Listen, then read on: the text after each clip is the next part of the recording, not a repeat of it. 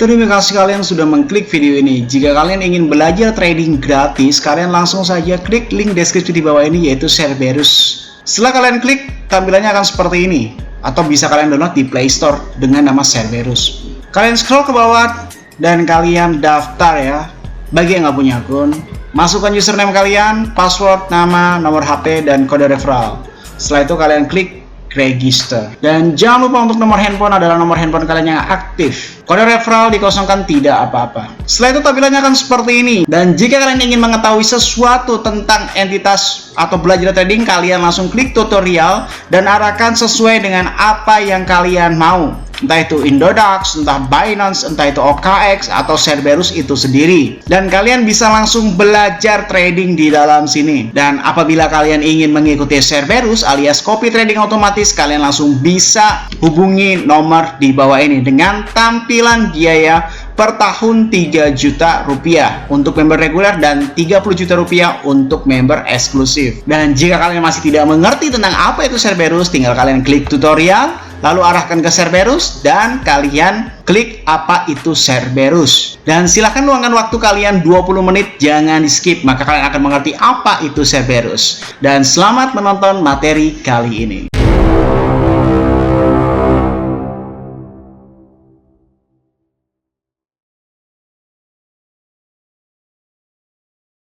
Salam traders, balik lagi sama saya Andi Firmansyah di channel ESG.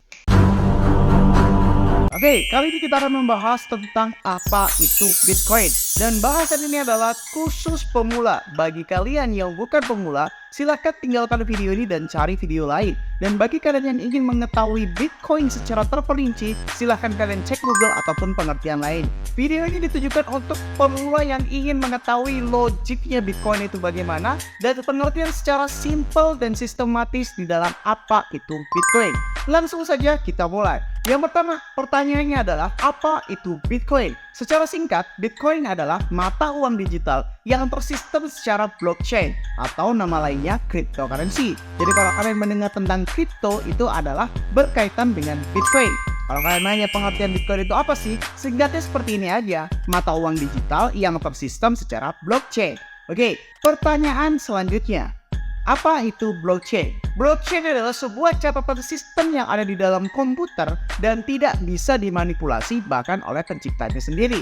Secara analogi, kalau kalian adalah orang awam, blockchain itu semacam sistem software atau perangkat lunak atau sebuah aplikasi atau sebuah codingan tertentu yang diciptakan oleh orang atau entitas tertentu yang dimana dia tersistem dan dilepas sendiri alias tidak bisa dimanipulasi oleh penciptanya sendiri. Jadi kalau kalian nanya blockchain itu apa sih? Sebuah sistem yang ada di dalam komputer yang tidak bisa dimanipulasi. Udah gitu aja. Jadi kalian tidak terlalu pusing memikirkan sesuatu yang tidak usah dipikirkan. Selanjutnya adalah siapa pencipta Bitcoin? Pencipta Bitcoin sering disebut dengan Satoshi Nakamoto, tetapi sebenarnya Satoshi Nakamoto adalah sebuah nama samaran dan sampai detik ini belum diketahui secara pasti siapa pencipta Bitcoin dan siapa Satoshi Nakamoto itu. Jadi Satoshi Nakamoto itu bukan nama orang ya, itu cuma nama julukan pencipta Bitcoin saja. Sampai detik ini ya belum ada orang yang tahu siapa yang nyiptain Bitcoin. Entah itu karena privasinya atau takut ditangkap FBI ya. Jadi belum ada yang tahu siapa penciptanya Bitcoin. Nah ini juga penting nih bagi kalian nih. Kalau kalian bertanya lembaga mana yang menjamin dan mengawasi Bitcoin, jawabannya adalah Bitcoin bersifat desentralisasi alias tidak ada yang mengatur. Kalian jangan salah paham ya, jika selama ini kalian mendengar tentang ada lembaga yang mengaku, menjamin dan mengawasi Bitcoin, itu Anda salah paham. Yang diawasi oleh lembaga tersebut seperti Bapepti di Indonesia, seperti SEC di Amerika Serikat, dan beberapa OJK di luar negeri sana, itu yang diawasi mereka adalah exchange-nya atau entitas yang menawarkan jual beli Bitcoin-nya, bukan Bitcoin-nya. Bitcoin itu sendiri tidak ada yang mengatur sama sekali, dia desentralisasi dan gak bisa diatur juga. Jadi lembaga yang selama ini kalian dengar seperti Bapepti atau OJK-nya luar negeri atau SEC Amerika Serikat itu mengawasi exchange-nya. Layaknya di Indonesia, Bapepti mengawasi Indodax, Wintu, toko kripto, dan beberapa exchange Bitcoin lainnya. Oke, jadi yang diawasi adalah exchange-nya atau marketnya atau penyedia jasa layanan jual beli Bitcoin-nya, bukan Bitcoin-nya. Bitcoin itu sendiri bersifat desentralisasi ya. Sekali lagi, tidak ada yang mengatur Bitcoin dan tidak ada yang bisa mengatur Bitcoin. Oke, terus kalau kalian nanya, apa sih sebenarnya tujuan diciptakan Bitcoin? Tujuannya sangat simple, sederhana. Kalian terlalu berteori, sebenarnya tujuannya cuma satu, mengirim uang tanpa rumit birokrasi, jam, dan jumlahnya. Awal penciptaan Bitcoin itu orang memikirkan kenapa di dunia ini itu birokrasi keuangan itu begitu rumit. Kita ingin transfer 100 juta saja, itu kadang-kadang itu rumitnya minta ampun. Terbatas jam, terbatas jumlah, dan terbatas birokrasi. Harus birokrasi itu ngantrinya belum. Padahal kita ini semuanya pengen simpel karena waktu adalah uang, time is money. Jadi pertama kali Bitcoin diciptakan itu tujuan awalnya, ya, saya garis bawahi ya. Tujuan awalnya penciptaan Bitcoin itu terjadi adalah untuk pengiriman uang tanpa rumit birokrasi, tanpa terbatas jam, dan tanpa terbatas jumlahnya. Jumlahnya misalnya kalian mau ngirim 1 triliun, kalau lewat bank kan kaget gitu banknya. Oke, lanjut. Pertanyaan selanjutnya adalah bagaimana kita bisa mendapatkan Bitcoin? Ada 3 cara untuk mendapatkan Bitcoin itu sendiri. Yang pertama adalah pembelinya, udah jelas banget ya. Yang kedua adalah mining atau menambang, dan yang ketiga adalah staking atau farming. Ini istilah tidak bisa saya sederhanakan ya. Istilahnya nggak bisa saya sederhanakan dan memang ini istilahnya. Jadi kalau kalian pengen paham ya udah ikutin video ini aja. Yang pertama adalah bagaimana cara membelinya jika kita ingin membelinya.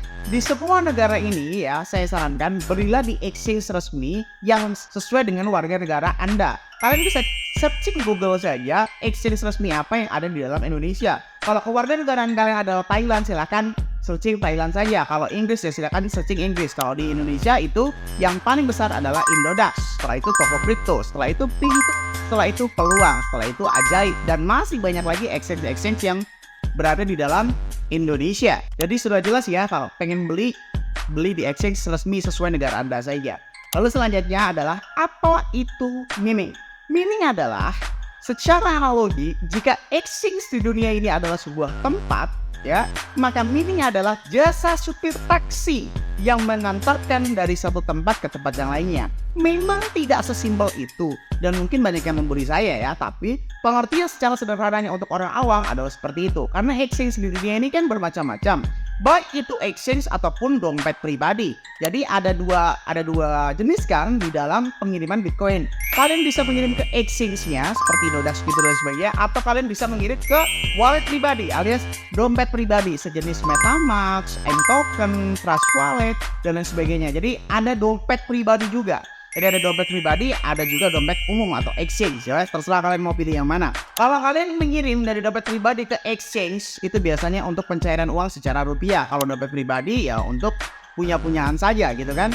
Nah, dalam proses pengirimannya, misalkan kalian beli di Indodax, kirim ke dompet pribadi, atau dompet pribadi kirim ke Indodax. Begitu pula jika Anda ingin bermain di market luar, pengen trading di Binance, di OKX, dan sebagainya, itu kan melewati proses ya, proses pengiriman. Jadi mining itu adalah supir taksinya. Proses pengiriman itu menggunakan jasa miner alias orang yang melakukan mining. Seperti itu ya.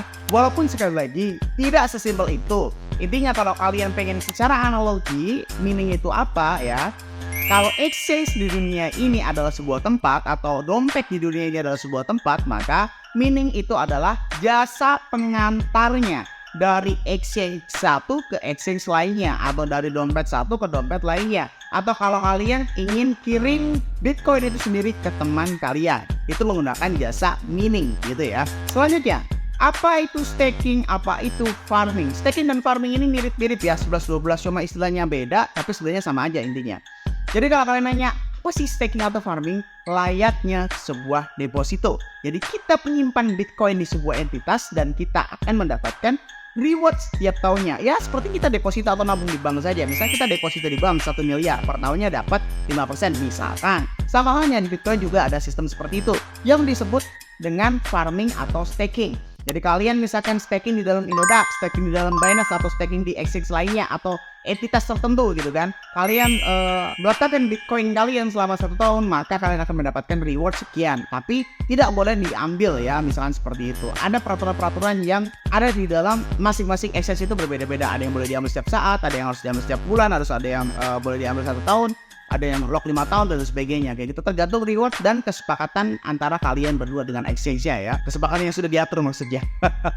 Lalu, pertanyaan selanjutnya, kenapa harga Bitcoin itu terus naik ya? Kalian kan selalu bertanya-tanya, kenapa harga Bitcoin itu terus naik?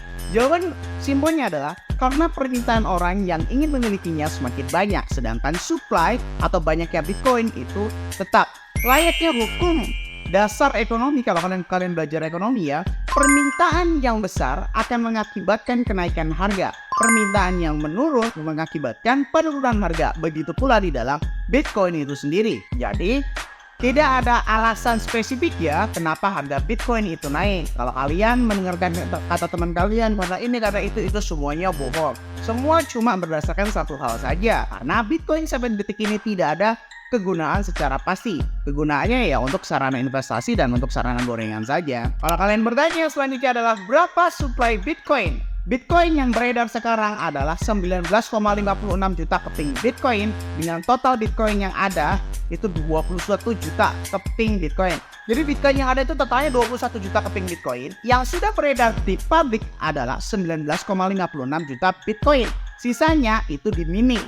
Apa yang terjadi Bang ketika di mining itu habis? Jangan melupakan hukum matematika ya. Mining itu tidak akan pernah habis karena sebuah bilangan tidak akan pernah habis jika dibagi 2. Mining ini kan halving ya, halving gitu kan. Halving bagi 2, halving bagi 2. Halving itu adalah pengurangan reward 50% mining. Jadi makin lama makin sedikit gitu reward miningnya. Jadi kesimpulannya Bitcoin itu sangat-sangat terbatas dan itu berkaitan dengan harganya yang terus-terusan naik. Oke. Setelah itu, apakah Bitcoin bisa tidak bernilai? Jawabannya adalah bisa.